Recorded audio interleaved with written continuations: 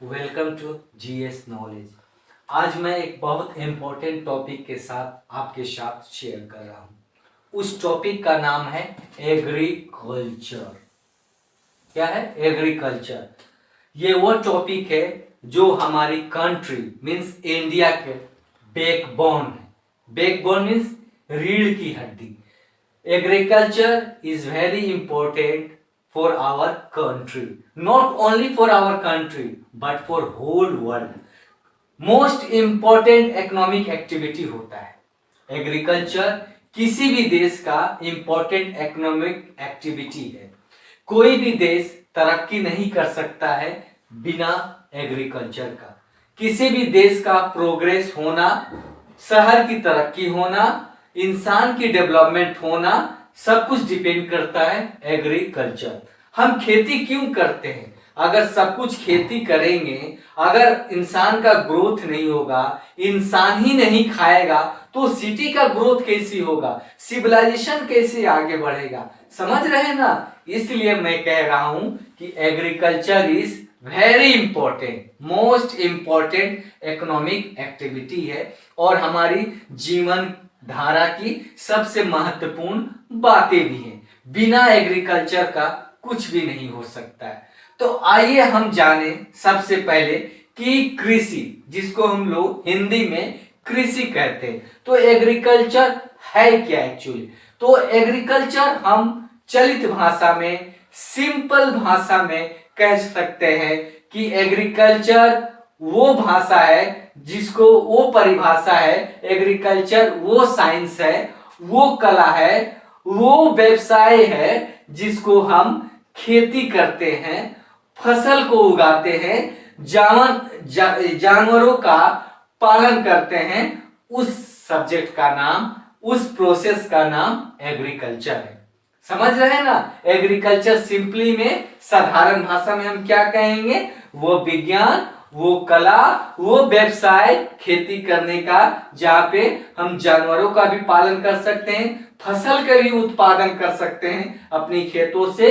उस प्रोसेस का नाम, उस चीज का नाम एग्रीकल्चर है। अब आइए मैं एक ग्राफिक के जरिए आपको समझाता हूं, समझाने की कोशिश करता हूं कि एग्रीकल्चर हमारे जीवन के लिए कितना महत्वपूर्ण है। और इसका रेफरेंस मैं अपनी कंट्री इंडिया से आपको परिचय करा रहा हूं। इंडिया जो 7th largest country of the world है। India is the 7th largest country of the world और एग्रीकल्चरल सेक्टर में मोस्ट इंपॉर्टेंट एक हमारा देश रोल अदा करता है, इंपॉर्टेंट रोल इन एग्रीकल्चर।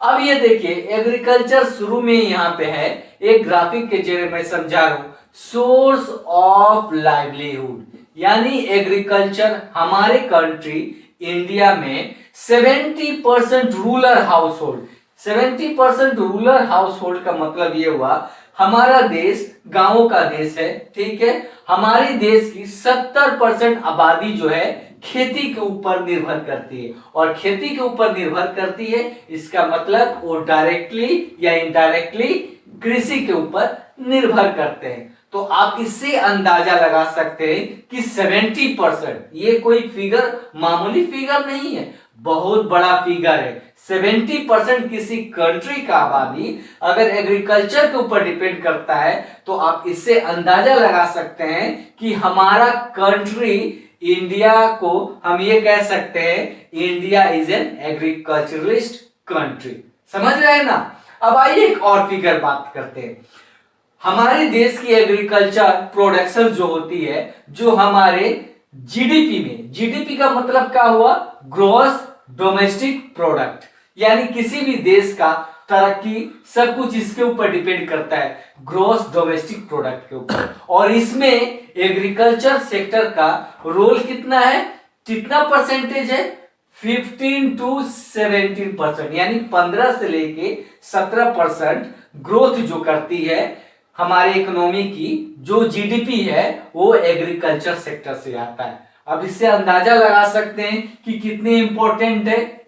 और ये वो सेक्टर है जो ऑलमोस्ट 60%, अबाउट 60% एम्प्लॉयमेंट अपॉर्चुनिटीज लोगों को देती है। आज हम जानते हैं अनएम्प्लॉयमेंट कितना है। अगर एग्रीकल्चर नहीं रहता तो हमारी देश की क्या अवस्था होती, हम इसकी कल्पना भी नहीं कर सकते थे। समझ रहे हैं ना? तो 60% लोग यानी 10 में से 6 लोग खेती के ऊपर निर्भर करते हैं। खेती ही उनकी जीवन धारा है, खेती ही उनका ही सब कुछ है। खेती से ही वो जीते हैं, खेती से अपने परिवार को चलाते हैं, खेती से ही अपने देश की तरक्की भी कराते हैं। समझे ना? ये 60% जो एम्प्लॉयमेंट की जो मैं रेशियो बात कर रहा हूं वो सिर्फ कहां से आती है? एग्रीकल्चर से आती है। यानी लोग डायरेक्टली या इनडायरेक्टली 60% की जो रेशियो है खेती पे निर्भर करती। ये वही सेक्टर है जो अभी एक पेंडेमिक कोरोना जो आया है, जो सब सेक्टर नेगेटिव में जा रहा था, नकारात्मक में जा रहा था, हमारा देश इंडिया एग्रीकल्चर ही एक ऐसा सेक्टर था जो हमारा पॉजिटिव में था, सकारात्मक में था, और एग्रीकल्चर ने ही हमें संभाल के रखा। अगर हमारा देश एग्रीकल्चरलिस्ट नहीं होता तो इस कोरोना काल में हम बर्बाद हो गए रहते, हम तबाह हो गए रहते, हमारा सब कुछ लूट जाता। लेकिन कृषि ने, किसान भाइयों ने हमको सब कुछ बचा लिया, हमारी सब कुछ जिंदगी को संभाल लिया। यही एग्रीकल्चर सेक्टर है। तो आप इससे अंदाजा लगा सकते हैं कितनी इंपॉर्टेंट है। दूसरी हमारी तो ये हम कह सकते हैं कि सोर्स ऑफ लाइवलीहुड है। मींस ये वो एग्रीकल्चर सेक्टर है जो नौकरियां देती है, लोग डायरेक्टली इस पे निर्भर करते हैं, अपनी खेती करते हैं, उनकी घर संसार इससे चलती है। दूसरा है वेल स्प्रिंग ऑफ गवर्नमेंट। इसका मतलब क्या होता है कि एग्रीकल्चर भी वो सेक्टर है कि जहां से इंपॉर्टेंस इन इंटरनेशनल ट्रेड। अब जब हम खेती में जब हम उत्पादन करते हैं, जब फसल को उगाते हैं, जब हमारे देश से सरप्लस हो जाता है। सरप्लस का मतलब क्या होता है कि जब हम अपने परिवार को खिला लेते हैं, अपने समाज को खिला लेते हैं, और जो एक्स्ट्रा बचता है तो हम दूसरे देश को एक्सपोर्ट करते हैं। एक्सपोर्ट करने का मतलब अपने देश से दूसरे देश को भेजते हैं, बेचते हैं, तो हमें पैसा मिलता है, और वो पैसा डायरेक्टली या इनडायरेक्टली हमारे देश की तरक्की के ऊपर डिपेंड करता है। तो वो इंपॉर्टेंस इन इंटरनेशनल ट्रेड, अंतरराष्ट्रीय बाजार में एग्रीकल्चर बहुत बड़ा रोल अदा करता है। आज के डेट में हम इंडिया कॉटन का सबसे बड़ा एक्सपोर्टर है। इंडिया कॉटन का सबसे बड़ा एक्सपोर्टर है। तो इंटरनेशनल ट्रेड में हमारा महत्व बढ़ा कि नहीं बढ़ा? सिक्किम जो इंडिया का जो राज्य है, सिक्किम, वो ऑर्गेनिक फार्मिंग में 100% अचीव करने वाला स्टेट है। तो इससे अंदाजा लगा सकते हैं कि एग्रीकल्चर कितना इंपॉर्टेंट हमारे देश के लिए तरक्की अदा कर रहा है, कितना इंपॉर्टेंट रोल प्ले कर रहा है। दूसरी क्या है? इस वेल स्प्रिंग गवर्नमेंट में क्रिएट्स इंफ्रास्ट्रक्चर।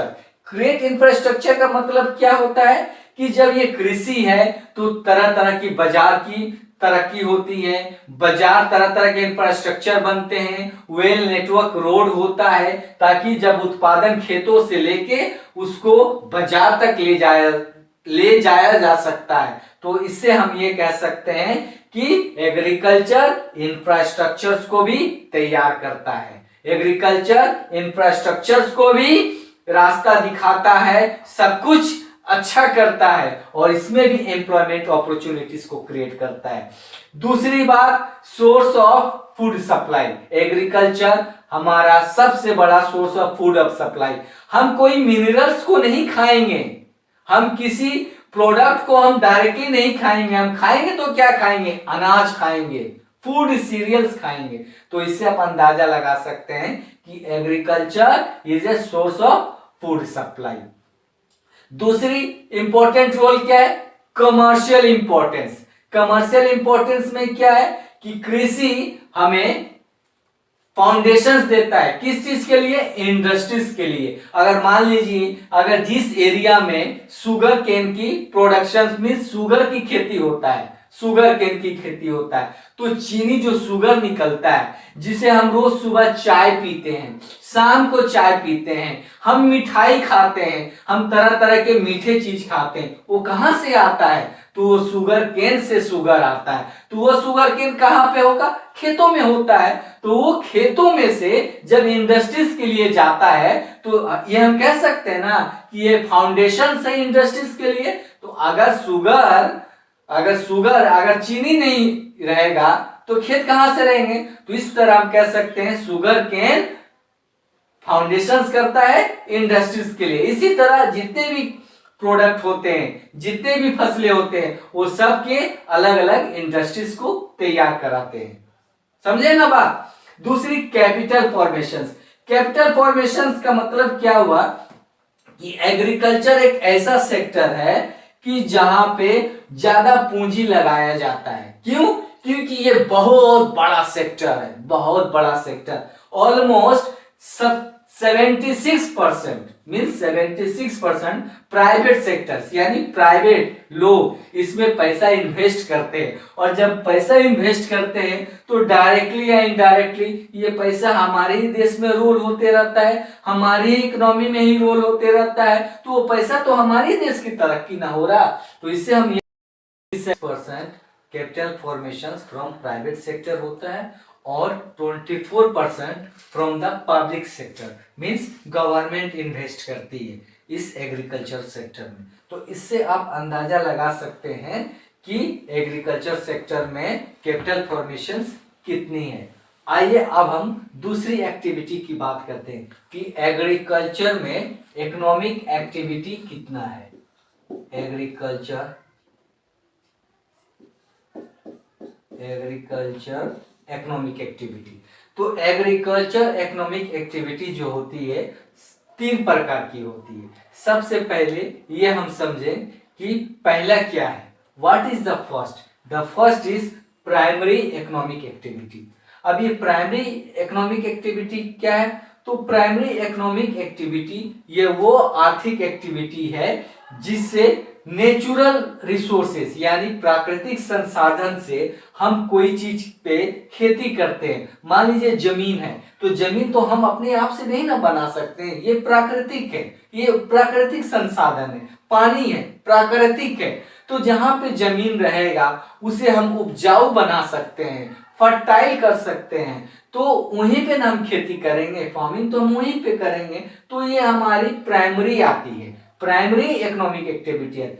फिशिंग, अब मछली का हम कहाँ पालन करेंगे? जहां पे पानी रहेगा वहीं पे ना मछली का उत्पादन करेंगे, मछली का पालन करेंगे, मछली का बढ़ावा के लिए हम काम करेंगे। तो समझे ना, ये सब प्राकृतिक संसाधन है जिससे हम उसे लायक बना सकते हैं, उसे यूजेबल बना सकते हैं। तो ये प्राइमरी इकोनॉमिक एक्टिविटी में आते हैं। ब्रीडिंग ऑफ एनिमल्स मीन्स जानवरों का इकट्ठा रखना, जानवरों का प्रजनन बढ़ाना, जानवरों का एक जाति से दूसरी जाति में उसका बढ़ावा करना, ये सब नेचुरल रिसोर्सेस है। अब उसको हम इंक्रीज करते हैं, उसकी हम वृद्धि करते हैं। तो ये सब हमारी प्राइमरी में आती है। अब मान लीजिए जो जंगल के करीब रहते हैं, गैदरिंग अदर प्रोडक्ट, जंगल में तरह तरह के लकड़ी का मतलब इकट्ठा करना, फलों का इकट्ठा करना, तो ये सब वो एक्टिविटी है जो प्राइमरी कहलाती है, जो प्राकृतिक रिसोर्सेस के ऊपर हम लोग डायरेक्टली निर्भर रहते हैं। और ये डायरेक्टली मींस डायरेक्टली जिस पे निर्भर रहते हैं उसी को हम प्राइमरी इकोनॉमिक एक्टिविटी कहते हैं। ऑलमोस्ट पूरे दुनिया में 50% आबादी जो है प्राइमरी इकोनॉमिक एक्टिविटी पे निर्भर कर सकती है, निर्भर रहती है। हमारे देश में तो ये आंकड़ा उससे भी कहीं ज्यादा है। ऑलमोस्ट हम 2/3 कह सकते हैं, ऑलमोस्ट 2/3 कह सकते हैं कि हमारी आबादी जो है प्राइमरी इकोनॉमिक एक्टिविटी में ऑलमोस्ट 2/3 इन्वॉल्व रहती है। समझे ना प्राइमरी इकोनॉमिक एक्टिविटी। अब आइए अब हम दूसरी एक्टिविटी की बात करते हैं। जिस दूसरी एक्टिविटी है उसका नाम है सेकेंडरी इकोनॉमिक एक्टिविटी। अब ये सेकेंडरी इकोनॉमिक एक्टिविटी क्या है? तो सेकेंडरी इकोनॉमिक एक्टिविटी वो मदद करती है process the produces of resources from primary, यानी जो प्रथम जो था, यानी जो प्राइमरी इकोनॉमिक एक्टिविटी था उसमें ये मदद करती है। अब आइए हम एक एग्जांपल के जरिए आपको समझाएं। मान लीजिए खेत में, मान लीजिए गेहूं का फसल लगा हुआ है, तो मान लीजिए गेहूं का फसल अचानक तो फैक्ट्री में नहीं जा सकता है, फैक्ट्री में जा सकता है, तो उस फैक्ट्री में ले जाने के लिए, उस फैक्ट्री में ले जाने के लिए, उसे बिस्किट बनाने के लिए वो कहाँ ले जाना पड़ेगा? हमें मिल में ले जाना पड़ेगा, हमें इंडस्ट्री में ले जाना पड़ेगा। समझ रहे ना? खेत से तो डायरेक्ट नहीं ना जाएगा। तो ये डायरेक्टली किसको सपोर्ट करता है? यानी प्राइमरी को कह सकता है, यानी वो संसाधन, प्राइमरी संसाधन में जो ये मदद करता है उस रिसोर्स को, उसे हम सेकेंडरी कहते हैं। मान लीजिए कपास की खेती होता है, तो ये जो हम कपड़े पहन रहे हैं, ये जो हम कपड़े पहने हैं, ये कहां से आ रहा? तो ये डायरेक्ट तो खेतों से तो नहीं ना आ रहा, खेत में तो इसकी उत्पादन हो रही है, खेती हो रही है कॉटन की। अब उस कॉटन को हम टेक्सटाइल मिल में लेके जाएंगे, तभी ना उसका कपड़ा बनेगा। तो ये हमारा सेकेंडरी है। तो इस तरह हम कह सकते हैं कि ये नेचुरल रिसोर्स जो कॉटन था, ये हेल्प किया किसका? प्राइमरी का। तो सेकेंडरी इकोनॉमिक एक्टिविटी होती है वो हमेशा प्राइमरी को सपोर्ट करती है। सेकेंडरी तभी होगा जब प्राइमरी होगा, अगर प्राइमरी नहीं रहेगा तो सेकेंडरी का तो सवाल ही नहीं। तीसरी जो इकोनॉमिक एक्टिविटी है वो है टर्शियरी। अब ये टर्शियरी इकोनॉमिक एक्टिविटी क्या है? तो ये वो आर्थिक एक्टिविटी है जो फर्स्ट, प्राइमरी और सेकेंडरी दोनों को ही सपोर्ट करती है। अभी आप हमसे पूछ सकते हैं सर ये कैसे सपोर्ट करती है? तो मान लीजिए मैंने कहा, मान लीजिए खेत में गेहूं का फसल लगा है, तब उस गेहूं के फसल को मिल में जब हम लेके जाएंगे, फैक्ट्री में लेके जाएंगे, फ्लोर जब बनेगा, जब आटा का मैदा बनेगा, कुछ सूजी बनेंगे, तो किस तरह होगा? वो तो गाड़ी से जाएगा ना, वो किससे जाएगा? ट्रांसपोर्ट के जरिए जाएगा। तो ट्रांसपोर्ट क्या हुआ? वो हमारा सपोर्टिंग हो गया, सपोर्ट हुआ ना। तो ये सेकेंडरी और प्राइमरी। अब व्हीट क्या था? प्राइमरी था। अब ये जब प्रोसेस में फैक्ट्री में जा रहा है, फैक्ट्री में जब वो मैदा बन गया, फिर अब वो कंज्यूमर के लिए जाएगा, बिकने के लिए जाएगा, तो फिर ट्रांसपोर्ट से जाएगा। तो ये हम कह सकते हैं टर्शियरी जो होता है वो सपोर्ट करता है किसका? प्राइमरी और सेकेंडरी का। तो ट्रांसपोर्ट इसमें अहम है। अब मान लीजिए बैंक, मान लीजिए कहीं पे इंडस्ट्री लगाना है, तो किसी के घर में तो पैसे नहीं है, तो ये कौन फाइनेंस करता है? बैंक फाइनेंस करेंगे। अब मान लीजिए फसल है, फसल आजकल किसान लोग भाई हमारे बीमा कराते हैं कि मौसम अगर पर्याप्त ना हो, अगर सही से सही टाइम पे पानी ना हो तो फसल बर्बाद हो जाएगा, फसल बर्बाद हो जाएगा यानी किसान बर्बाद हो जाएगा। तो इसलिए वो बीमा कराते हैं। तो बीमा उनकी आर्थिक अवस्था को संभालने के लिए वो बीमा कराते हैं ताकि वहां से कुछ पैसे निकल जाएं और वो किसान बर्बाद होने से बच जाए। तो इस तरह हम ये कह सकते हैं कि टर्सरी जो इकोनॉमिक एक्टिविटी होती है वो प्राइमरी और सेकेंडरी दोनों एक्टिविटी को जो सपोर्ट करती है उसको हम लोग टर्सरी इकोनॉमिक एक्टिविटी कहते हैं। समझे ना? समझे ना? आइए अब मैं आपको ये बताता हूं कि अब ये फसल जो एग्रीकल्चर है ये किस चीज के ऊपर डिपेंड करता है। ये फसल जो एग्रीकल्चर जो है ये किस चीज के ऊपर डिपेंड करता है, आइए अब इसके बारे में हम आपसे बात कर रहे हैं। तो ये फसल जो है एग्रीकल्चर हमारा मेनली दो चीज के ऊपर ज्यादा डिपेंड करता है। दो चीजों क्या है? दो चीजों क्या है इकोनॉमिक? आइए हम बताते हैं। तो ये एग्रीकल्चर है तो सबसे पहले दो चीज के ऊपर डिपेंड करेगा। एक क्या है? सॉइल, मिट्टी। फसल तो कहीं नहीं ना होंगे, कहां पे होंगे? मिट्टी में होंगे, सॉइल। और दूसरा उसे फेवर, उस मिट्टी को उपजाऊ करने के लिए, उस मिट्टी उपजाऊ रहेगा तभी अच्छे हमारे फसल होंगे, तो क्लाइमेट होना चाहिए। समझ? अगर ये दोनों एग्रीकल्चर वहीं पे अच्छा होगा, वहीं पे फेवरेबल होगा, अगर सॉइल और क्लाइमेट दोनों हमें सपोर्ट करेगा, दोनों हमारे लाभदायक फेवर में होगा। मान लीजिए जहां पे ज्यादा गर्मी होगा, ज्यादा गर्मी पड़ वहां पे भी अच्छे फसल नहीं होते हैं, और फसल वो होंगे भी तो उसी तरह के फसल होंगे जो गर्मी में सरवाइव करें। अगर ज्यादा ठंड पड़ती है तो वहां पे भी फसल अच्छे नहीं होंगे। क्यों नहीं होंगे? क्योंकि मिट्टी मौसम जो रहेगा, ठंड जब रहेगा तो उस तरह की फसल नहीं आएंगे जो फसल होने चाहिए। तो हमारे लिए फेवरेबल क्लाइमेट कंडीशंस होना चाहिए, तभी ये हमारे अनुसार फसल होंगे। समझे ना? तो सॉइल एंड क्लाइमेट दोनों हमारे फेवर में होना चाहिए, तभी हमारी उपज जो रहेगी, एग्रीकल्चर प्रोडक्शंस रहेगी, अच्छी रहेगी। समझे ना बात? अब आइए एक और बात करते हैं, एरेबल लैंड। ये सवाल भी एग्जाम में भी पूछा जाता है, स्कूल के भी एग्जाम आप देंगे तो उसमें भी पूछा जाएगा कि एरेबल लैंड किसको कहते हैं। Arable land, what is arable land? ये एरेबल लैंड क्या होता है? तो बोला द लैंड, वो जमीन जहां पे पॉसिबल है टू ग्रो क्रॉप्स, यानी पॉसिबल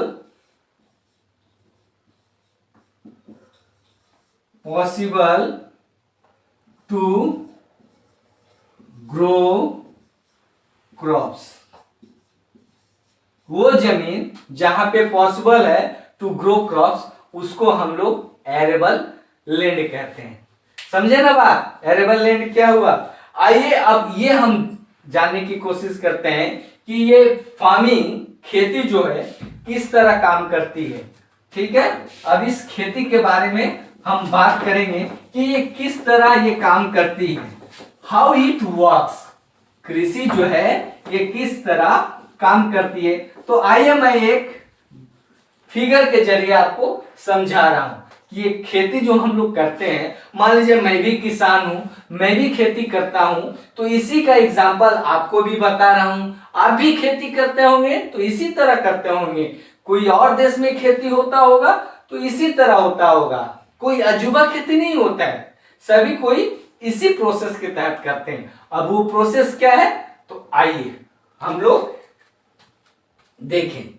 पहला जो होता है इनपुट होता है, इनपुट। अब इनपुट क्या होता है? जब हम खेती करते हैं, उस चीज में जब हम लगाते हैं, उस चीज में हम इन्वेस्टमेंट करते हैं, उसको हम इनपुट करते हैं। अब इनपुट मान लीजिए हमने ट्रैक्टर खरीदा खेत जोतने के लिए, तो उसमें तो ट्रैक्टर को यूज में लाना पड़ेगा ना, तो ट्रैक्टर तो फ्री में आएगा नहीं, आएगा फ्री में? नहीं आएगा। तो ट्रैक्टर एक मशीन हुआ, तो मशीन लगेगा, तो वो हमारा इनपुट हुआ। और खेती करने के लिए सबसे बड़ी चीज क्या है? लेबर का रिक्वायरमेंट होना चाहिए। तो दूसरा सबसे बड़ा इंपॉर्टेंट फैक्टर है, लेबर रहेंगे तभी खेती आप कर पाएंगे, बिना लेबर का तो खेती हो ही नहीं सकता है। आप अकेला खेती नहीं कर सकते हैं। अब 1 कट्ठा 2 कट्ठा का बात थोड़ी है, आपको बीघा एंड बीघा है, देश को चलाना है, तो उसके लिए तो लेबर की आवश्यकता एकदम 100% जरूरत पड़ेगी। एक आदमी से खेती होने वाला है, लेबर हो गया। और मान लीजिए फर्टिलाइजर, उसमें और दूसरा इनपुट का है फर्टिलाइजर। अगर फर्टिलाइजर आप नहीं डालेंगे तो आपका फसल जो है सही से होगा नहीं। खाद एकदम तो अच्छा चाहिए, तभी यील्ड जो होता है, जो पैदावार होता है, कम एरिया में ज्यादा उत्पादन, ये फर्टिलाइजर अच्छा रहेगा तभी होगा। फर्टिलाइजर ज्यादा डालिएगा तभी अच्छा होगा। ठीक है, मान लीजिए सीड्स, बीज जो होना चाहिए अच्छी क्वालिटी के होने चाहिए, अच्छी वेराइटी का होना चाहिए। जितना वेराइटी अच्छा होगा उतना ज्यादा हमारा उत्पादन होगा। समझे ना बात? अब मान लीजिए पेस्टिसाइड्स, पेस्टिसाइड्स का मतलब क्या होता है?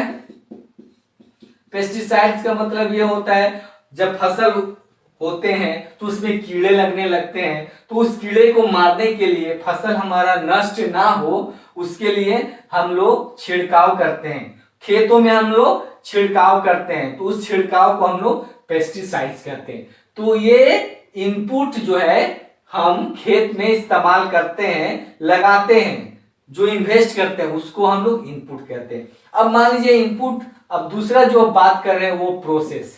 अब ये प्रोसेस क्या होता है? यानी जो काम होता है, प्रोसेस। ठीक है, अब ये प्रोसेसेस क्या है? तो आइए हम देखें। प्रोसेसेस। तो ये क्या है, जिस तरह टिलिंग, टिलिंग का मतलब क्या होता है, टिलिंग हम लोग करते हैं। टिलिंग का मतलब क्या हुआ, जोतना। खेत जब जोतेंगे तभी ना फसल लगाएंगे, बिना जोते तो होगा नहीं, तो उसको हम लोग टिलिंग कहते हैं, समझे।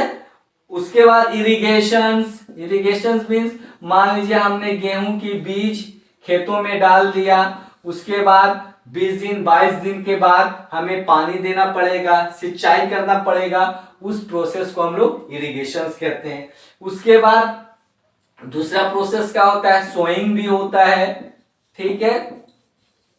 और क्या होता है, जब ये फसल तैयार हो जाएगा फिर हम लोग उसको कटाई करेंगे, तो हार्वेस्टिंग हम लोग करते हैं। क्या कहते हैं, हार्वेस्टिंग। अब ये मैनुअल नहीं रहा, एक दो कट्ठा रहेगा तो आप तो हाथ से काट लीजिएगा। मान लीजिए बीघा एंड बीघा है, तो फिर वहां पे आपकी ट्रैक्टर की जरूरत पड़ेगी, और हार्वेस्टिंग प्रोसेस क्या होगा, पूरे खेतों का आपको हार्वेस्टिंग के जरिए कटाई करके इकट्ठा करेगा, तो उस प्रोसेस को हम लोग हार्वेस्टिंग कहते हैं, ठीक है। अब मान लीजिए अभी जब सब कुछ हो गया, आउटपुट अब क्या होगा, आउटपुट, आउटपुट। अब जब ये हो गया तब हमारी फसल हमारे हाथ में आएंगी, क्रॉप्स। क्या आएंगे, हमारे हाथ में क्रॉप्स आएंगे।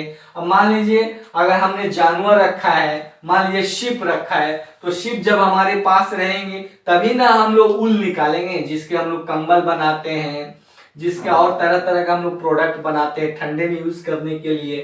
तो ये आउटपुट ये निकलेगा। मान लीजिए हमने मुर्गी रखा है, ठीक है, तो उसके अंडे हम यूज करते हैं, तो ये पोल्ट्री प्रोडक्ट हो गया, पोल्ट्री प्रोडक्ट्स। समझ रहे हैं ना, ये सब प्रोसेस है, मींस आउटपुट का, ठीक है।